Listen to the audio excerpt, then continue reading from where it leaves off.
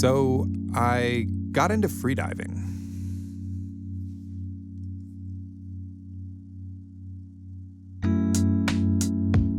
About a year or so prior, I had gotten into coastal kayak fishing, as well as lap swimming for the first time in my life with a master's team. I have a distinct recollection of being out on the water and seeing spear fishermen or hearing about them and thinking, those people are insane. So naturally, I would start researching it. I ended up finding an instructor online who teaches a spearfishing specific class. I sent him an email asking a couple of questions. He called me almost right away. We spent about an hour on the phone. I hung up, and then I signed up. And that's kind of where it all started. I will disclaim before going any further that there is quite a bit of risk with freediving, albeit very much easily mitigated if you know what you're doing. So I do highly recommend finding an instructor with a reputable organization if you're interested. So what exactly is freediving? Well, it's holding your breath underwater, basically.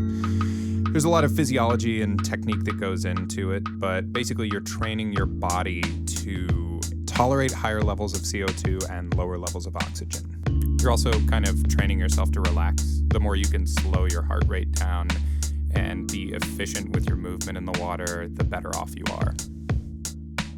Freediving the California coast is especially lovely.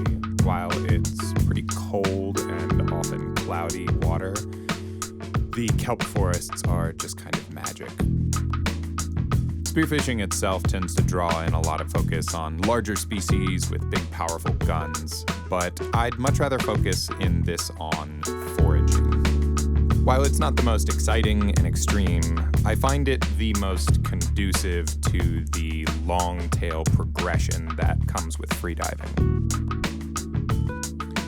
Plus, if you're a fan of fresh to the table from the ocean seafood, it's damn near impossible to argue the results. Early on in my learning process, I was just kind of frustrated by an unrewarding feedback loop. And I was lucky enough to meet an amazing dive buddy who let me borrow her pole spear and help me find my first scallops. Also, spear my first fish. I feel like the majority of what I've learned along the way, I've learned alongside her, and she's just awesome. Thanks, Alyssa. Now, please come back to California. One of the best things to forage in Southern California, in my opinion, is the sea urchin. They're just kind of fascinating. While they may not be the most challenging prey, they make up for that many times over by captivating both the palate and the imagination. First of all, they propel themselves with these little retractable tube feet that are stronger than Velcro. Underneath, they have this 5-pointed beak with which they eat seaweed. It connects to a bone structure called, and get this, an Aristotle's lantern. I don't know. The more I learn about the sea urchin, the more I feel like it came directly from H.R. Geiger's imagination. Once you clean away the almost jet black innards, you'll notice an almost paisley-like stippling over a smooth tortoiseshell-like structure. Almost like they were designed to creep you out. What we're going after is the reproductive organs, basically. I liken the prep and cleaning to separating egg yolks. If you were pulling eggs of a demon from under the sea and separating those yolks. The prep is pretty straightforward. We start by cutting around the Aristotle's lantern. It's kind of like a leathery membrane, and pulling that out. Then we make 2 cuts and insert spoons opposite one another to pry apart, which then cracks the shell all the way around. From there are 5 different sets of gonads that you just kind of scrape away from the inner shell with a spoon and place into a salty ice water bath. You can kind of carefully pull away any major pieces of membrane or organs. It's basically all the creepy, gross, ichor-like black stuff. You can see I'm not looking to get it perfect because I'm going to do a final freshwater rinse once I get everything inside. Quality and yield can definitely vary a little bit. I remember the first one I bought was downright disappointing. It was like dark and runny and barely existent at all. It can definitely be a little bit hit and miss. What you see here is definitely ideal. Dense, very thick, and a color often referred to as California gold. The flavor profile is briny, buttery, of the sea, very delicate, nuanced, and complex all in one. The texture is downright spherified. So what's one to do with sea urchin? Well, eating it straight up is a really good place to start. From there, a hand roll with nori is not a bad place to go. You can use sticky rice as well. I typically don't. Uni also acts as a veritable cherry on top of just about everything, so naturally we'll move over to one of my aforementioned favorites, ceviche. Here I'm just prepping a pretty standard recipe that I actually stole from my favorite local restaurant in Eagle Rock, California, Cacao Mexicatessen. They make a really, really nice ceviche kind of molded in a bowl and then laid out on a plate with a little bit of kind of stripped nori on top and a piece of uni just to kind of finish off the dish. Wouldn't be California without avocado, little garnish of microgreens. Next up, we're going to keep going on the raw bar theme. I also foraged up some rock scallops off of the reef. I find that raw scallops are really well complemented by the bitterness and sweetness of grapefruit. I really like the scallop shells, so I cleaned one up for presentation. Here I'm putting down some microgreens as a bed. I've trimmed away the membrane of the grapefruit so that it's not too gratuitously bitter. And then I'm putting some kind of finely minced raw scallops down next. Followed, of course, by our uni with a little bit of lemon juice and cracked black pepper.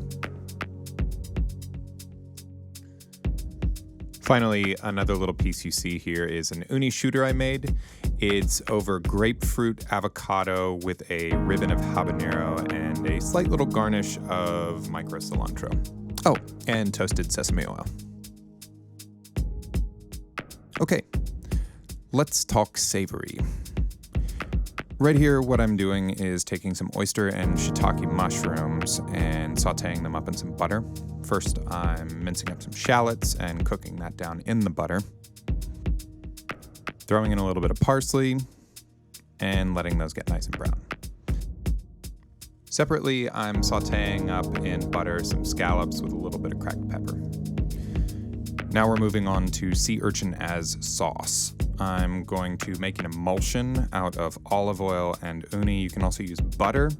I found olive oil really complements the flavor pretty well. Basically going to blend until it's nice and thick and combined. Basically, you're going to get a result that comes out a little bit like hollandaise sauce with a kind of a seafood flavor to it.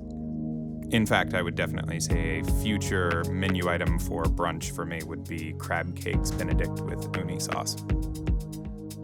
Slightly less ambitious, but no less delicious. You can basically just whisk it up in some eggs, scramble them. It's quite delicious that way. Goes well in an omelet as well. A little Parmesan cheese on top maybe. Really nice and simple. Last but not least, we're gonna put it on top of some beer battered fried stuff. Beer, flour, make it glue-like, you've got beer batter. We've got squash blossoms, we've got squash, basically zucchini. We've got some fresh fish that came off the reef, more scallops. Then we get to frying. As a bit of an aside, while we're frying all this stuff up, I was actually kind of disgusted by my first experience eating uni. It was in a sushi restaurant in Alabama. It was bitter, not that fresh, and I hated it for years, or at least I thought I did. Both my wife and my business mentor are huge fans, and one year at a fancy sushi restaurant, they made a convert of me with a perfect piece of it served over fatty toro. Here we're just topping these fried foods with raw sea urchin.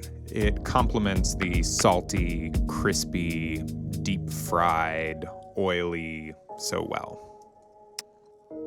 That's gonna just about do it. I hope y'all have enjoyed this as much as I have. It's been really fun. Of course, really tasty. Oh, one other thing before I go that's just awesome. I'd say it's obligatorily adorable. Ob- Obligatorable? Yeah.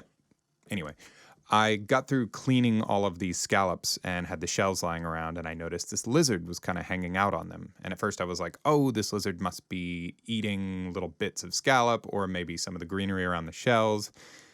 And then I realized that what the lizard was doing was using the shells that were attracting flies to catch these flies. And it was just kind of awesome to watch. This lizard did such a great job stalking on essentially the leftovers of what I had spent my entire day stalking the ocean for.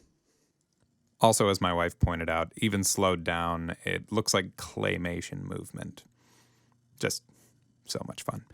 Anyway, thanks again. Lizard says like and subscribe. See you on the next one.